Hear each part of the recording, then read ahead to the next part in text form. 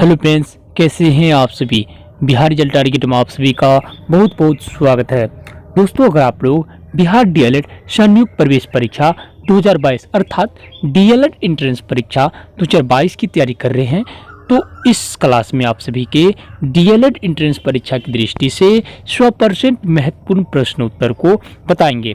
साथ ही आज हम लोग प्राचीन भारत के प्रमुख वंशज के बारे में जानेंगे। ठीक ना दोस्तों, तो ये क्लास आप सभी के लिए बहुत ही इम्पोर्टेंट है। इस क्लास में आप सभी को जो है जनरल नॉलेज का भी 10 प्रश्न तैयार हो जाएगा इस क्लास से। ठीक ना दोस्तों, क्योंकि जनरल नॉलेज में भी आप सभी को जो जीके से प्रश्न तैयार होता है उसमें 10% या 5% आपको प्राचीन भारत के इतिहास से भी उठाकर आपको पूछ दिया जाता है।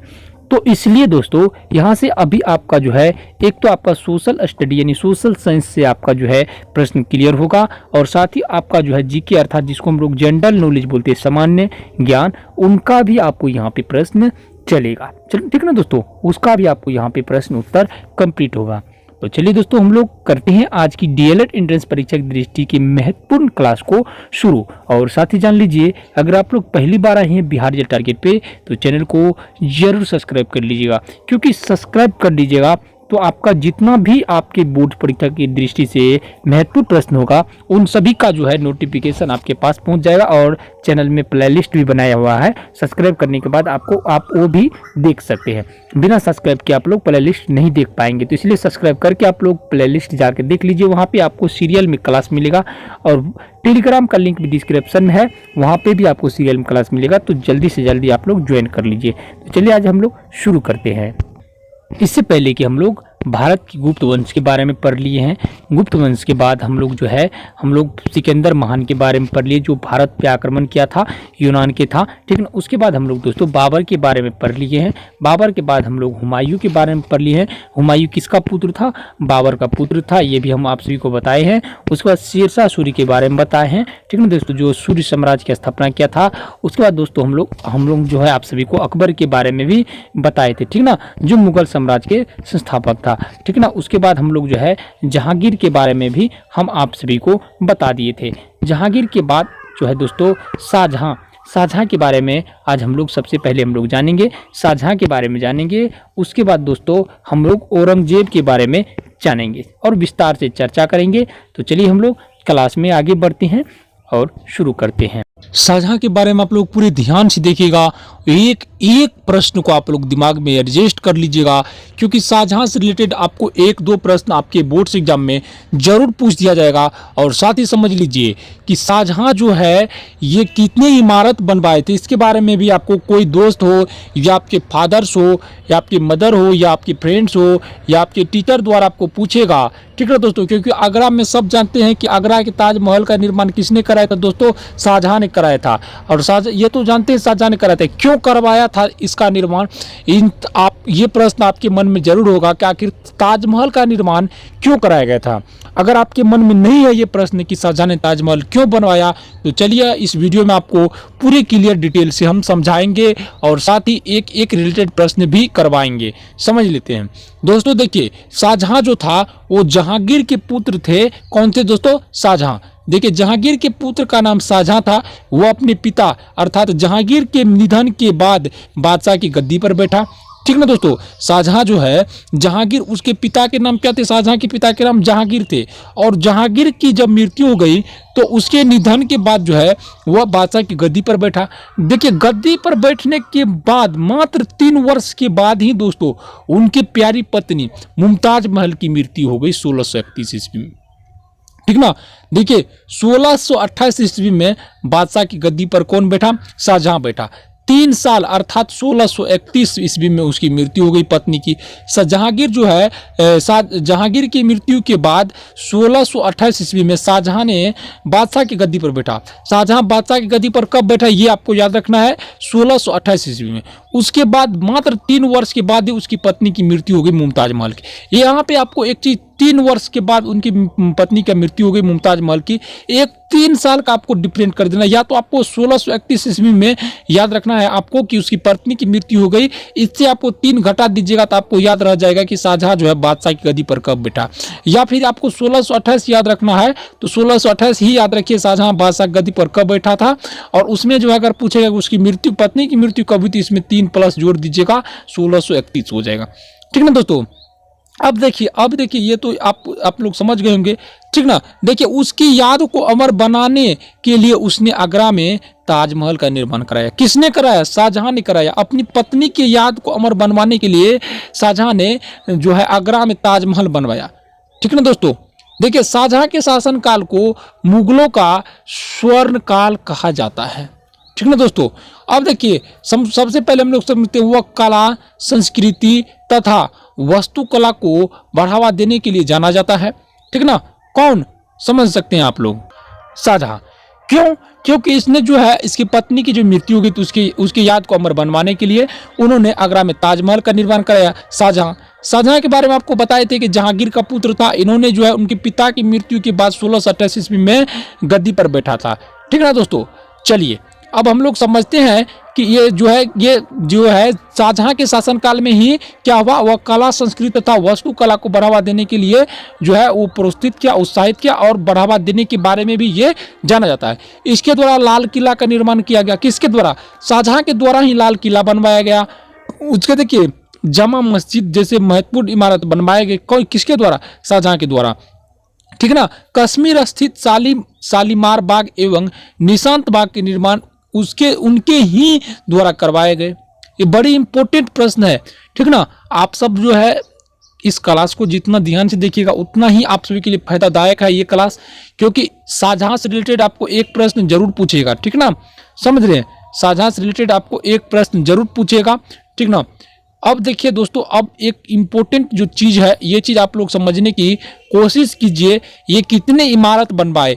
लाल किला बनवाए, दिल्ली में जामा मस्जिद बनवाए, कश्मीर स्थित शालीमार बाग एवं निशांत बाग की निर्माण उनके द्वारा ही करवाए गए। देखिए अब देखिए बड़ा ही एक ट्विस्ट वाला कहानी आगे चल के आया। ठीक ना। इसका जो है सबसे पहले समझ लीजिए कि इसके जो है 4 पुत्र थे। किसके 4 पुत्र थे? शाहजहां के। ठीक ना। अब देखिए अपने चारों पुत्रों द्वारा सिकोह, शुजा, औरंगजेब और मुराद की उत्तराधिकारी बनने की लड़ाई। अब देखिए ये जो शाहजहां का पुत्र कौन कौन थे? 4 पुत्र समझ लीजिए। शाहजहां के 4 पुत्र थे, सिकोह थे, शुजा थे, औरंगजेब थे और मुराद की उत्तराधिकारी बनने की लड़ाई चल रहा था। ये पुत्र सिकोह बोल रहे थे मैं बनूंगा, और शुजा बोल रहे थे मैं बनूंगा अधिकारी, और औरंगजेब बोल रहे थे कि हम बनेंगे अधिकारी, और मुराद बोल रहे थे हम बनेंगे अधिकारी। चारों में भयानक लड़ाई होने लगी, जिससे क्या हुआ कि शाहजहां की छवि पर काफी असर पड़ा। धीरे धीरे उनकी जो है स्वास्थ्य खराब होने लगे शाहजहां, क्योंकि वो जो है ना उत्तराधिकारी बनने की लड़ाई से जो है तंग आ गए थे। उनकी स्वास्थ्य पर गहरा असर पड़ा। और देखिए उसके तीसरा पुत्र कौन था दोस्तों? सबसे पहला पुत्र सिकोह था, बड़ा पुत्र। उससे छोटा पुत्र जो है शुजा था। तीसरा नंबर का पुत्र उसके औरंगजेब था, और अंतिम पुत्र जो सबसे छोटा पुत्र मुराद था। ठीक ना। अब देखिए अब जो एक इंपॉर्टेंट चीज आया यहाँ पे, सबसे पहले ये चीज को आप लोग दिमाग में बिठा लीजिए। उसका तीसरा पुत्र औरंगजेब था।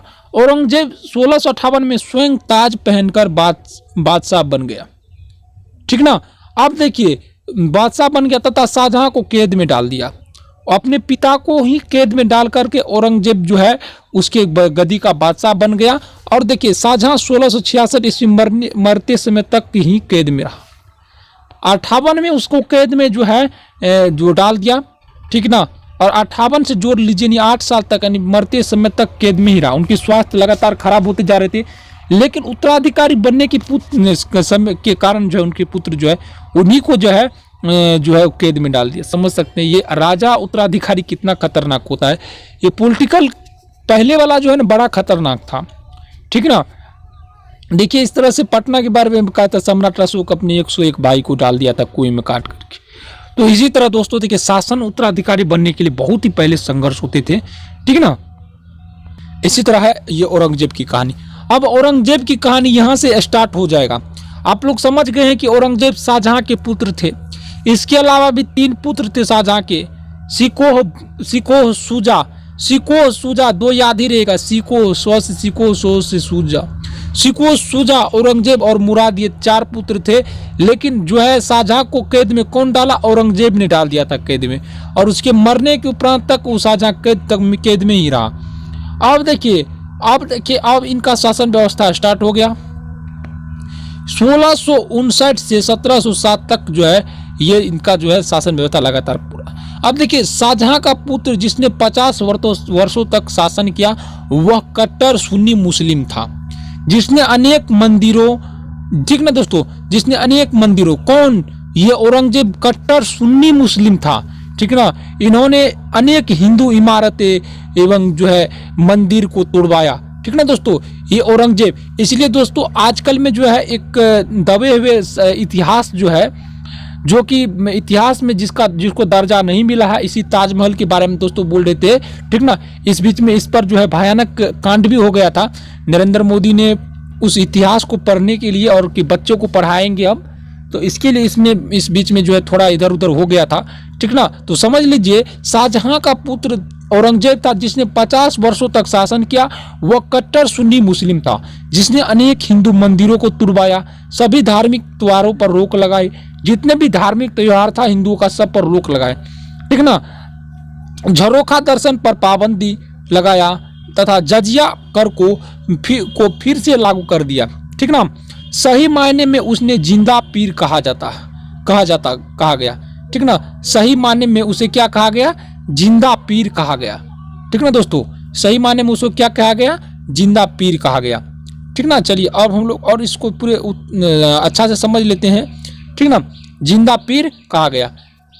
उसने राजपूतों से दुश्मनी मोल लेकर स्वयं ही मुगल साम्राज्य के पतन के मार्ग पर प्रशस्त किया, ठीक ना। उसने इस्लाम धर्म काबूल नहीं करने के कारण सिखों की 90 गुरु जो है ना तेग बहादुर, ठीक ना दोस्तों, तेग बहादुर की हत्या कर दी थी।